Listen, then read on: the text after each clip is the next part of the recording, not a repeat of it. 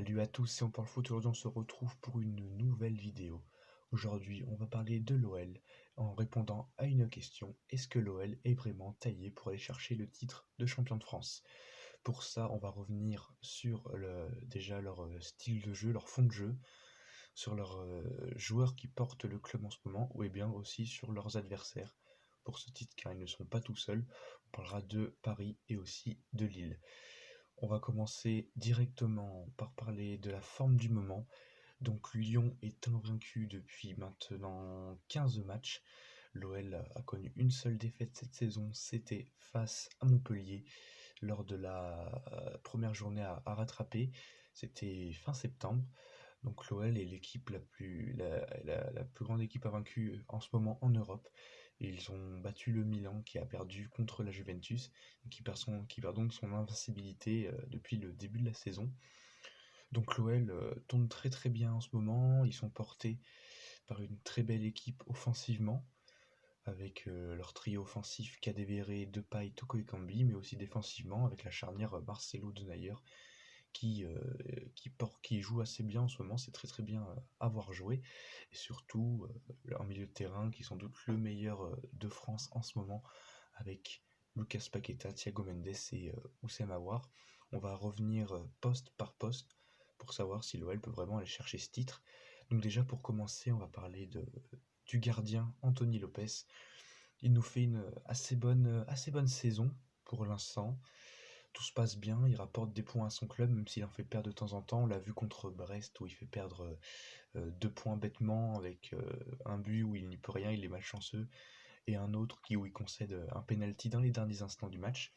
Mais il a rapporté quand même pas mal de points cette saison, même s'il a été moins sollicité. Il est toujours solide et porte clairement cette équipe. Il a aussi un aspect dans le vestiaire à jouer en étant un des leaders de ce groupe. Donc Lopez est un élément clé de cette équipe. Ensuite, comme je l'ai dit, la charnière Denayer-Marcelo. On retrouve une certaine sérénité à Lyon qu'on n'avait plus connue depuis très longtemps.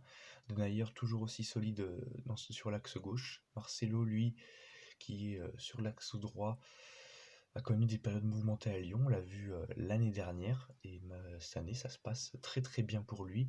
On le retrouve solide comme Denayer et ils forment un très très bon duo ensemble. Ensuite on a les côtés, on a Maxwell Cornet à gauche et Melvin Ban en remplaçant, et à droite Léo Dubois et De Chiglio en remplaçant. Donc c'est clairement le bémol de cette équipe, c'est quand même leur point faible, ce sont les latéraux, car on a vu que défensivement c'était compliqué pour ces deux joueurs, on trouve beaucoup d'espace dans leur dos, on voit beaucoup d'attaquants prendre la profondeur dans leur dos et ça crée un déséquilibre entre l'attaque et la défense. Donc c'est un peu le problème de cette équipe. Par contre, offensivement, ils apportent, même si leur qualité de centre n'est pas la meilleure en Ligue 1. Mais leur problème, c'est surtout défensivement, où il y a beaucoup d'espace dans leur dos. C'est sans doute le problème de ces deux joueurs. Ensuite, le milieu de terrain composé de Thiago Mendes, Oussem Aouar et Lucas Paqueta. Les trois rayonnent en ce moment, surtout Lucas Paqueta qui apporte sa technique à, à l'OL, mais aussi sa qualité de passe, sa vision de jeu. Bref, il est très très important pour cette équipe. Il est clairement le meneur dans cette équipe, avec Aouar qui lui est plus un meneur de jeu en retrait, où il se contente d'apporter du soutien à Lucas Paqueta en lui dressant de bons ballons, en essayant de prendre des espaces. Donc clairement, Oussem Aouar un peu moins bon cette année, un peu dans l'ombre de Paqueta, mais pour l'instant ça fait le travail à l'OL. Et enfin Thiago Mendes qui est sans doute le joueur de l'ombre de cette équipe par son abattement sur le terrain, son jeu, ses longs ballons très très précis, sa qualité de récupération de balles. Il est clairement la pièce maîtresse de l'équipe de l'OL pour ce qui est de maintenir l'équilibre défensif et offensif. Il est clairement très très important dans cette équipe.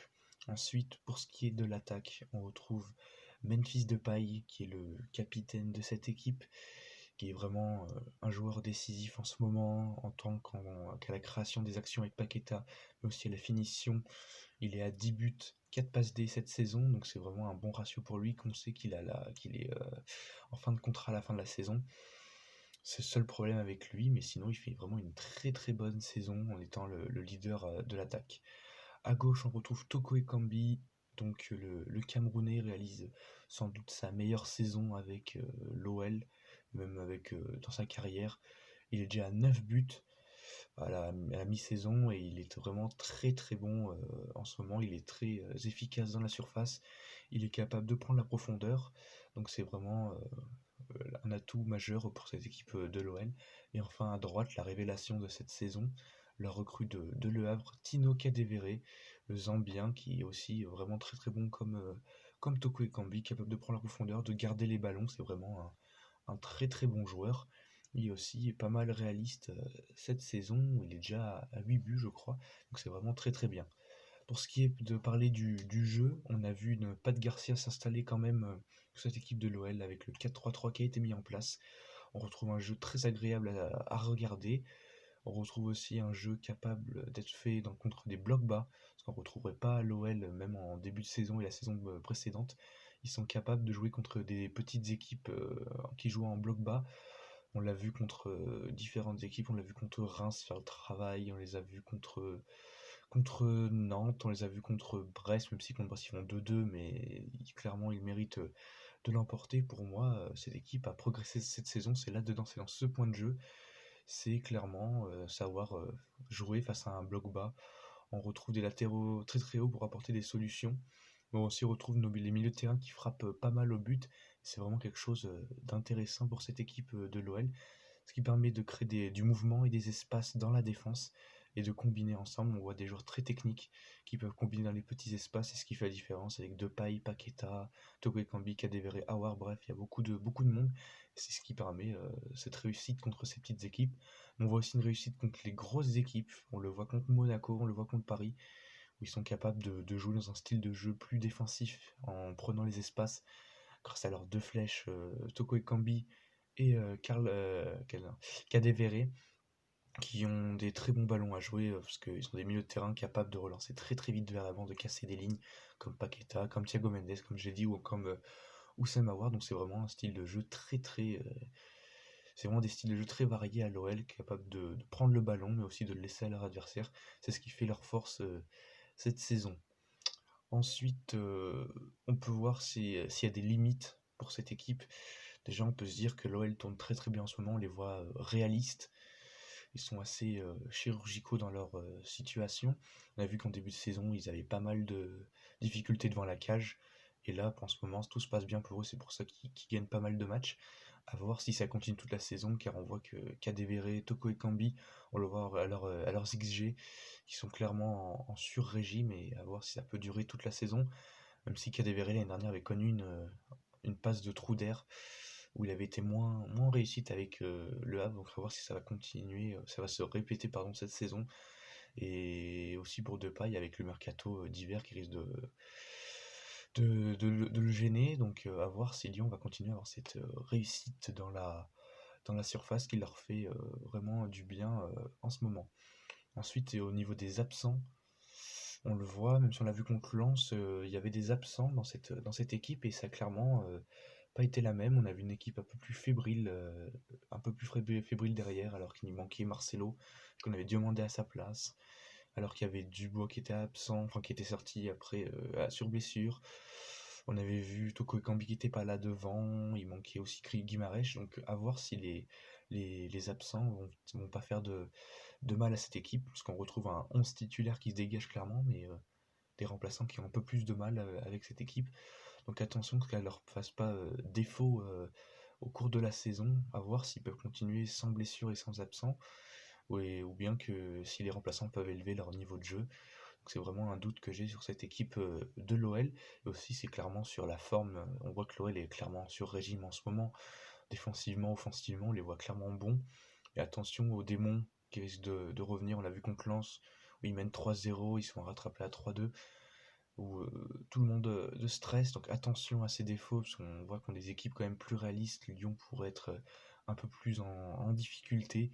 Ils ont vu quand même des équipes assez faibles en ce moment, hormis le PSG récemment et Monaco. Donc attention pour l'OL, la forme du moment risque pas de s'estomper d'ici 3-4 matchs. Donc à voir si ça peut continuer comme ça pour l'OL, ou si c'est vraiment est-ce que ça peut durer dans la saison ou bien c'est juste une forme du moment, c'est la question qui va se poser pour l'OL. Et enfin, le dernier point de question sur cette équipe, c'est leur concurrent.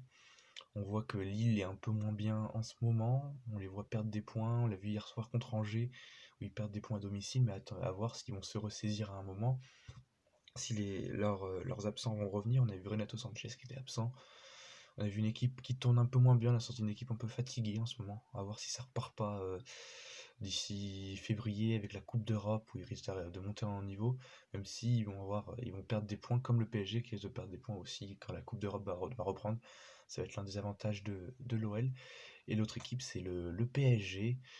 Donc Paris qui a changé d'entraîneur. À voir si avec le nouveau style de jeu de Pochettino, si Paris peut pas se relancer. On a vu avec Tourelle pendant 6 mois, Paris avait été invaincu. Et à voir s'ils peuvent continuer comme ça avec Pochettino, car les joueurs vont être motivés. Tout le monde va vouloir récupérer sa place. Et au moment où ils vont récupérer leurs blessés, si ça va pas repartir de l'avant pour le PSG, la machine risque de se remettre en route quand on va arriver au printemps avec la Ligue des Champions. Donc vraiment attention à l'OL pour voir s'ils peuvent maintenir ce rythme et si leurs adversaires ne peuvent pas augmenter. Donc c'est sans doute l'une des limites que j'ai sur l'OL. Donc pour conclure, l'OL est dans une très bonne forme du moment. À voir si elle va continuer. Il se base sur des joueurs qui sont en réussite, en ce moment très très bons comme Paqueta, Depay, Karl Toko et Kambi. À voir si ça va continuer. Et on retrouve quelques limites quand même avec déjà leur sur-régime, ce qui est devant la cage, mais aussi leurs concurrents qui peuvent se réveiller à tout moment. Donc c'est clairement les points que je me pose sur l'OL. C'est la fin de cette petite analyse sur le cas de l'Olympique Lyonnais. J'espère qu'elle vous a plu. N'hésitez pas à liker la vidéo, à vous abonner, commenter en donnant votre avis sur qui sera champion selon vous. Et c'était On parle foot. Prenez soin de vous. À bientôt.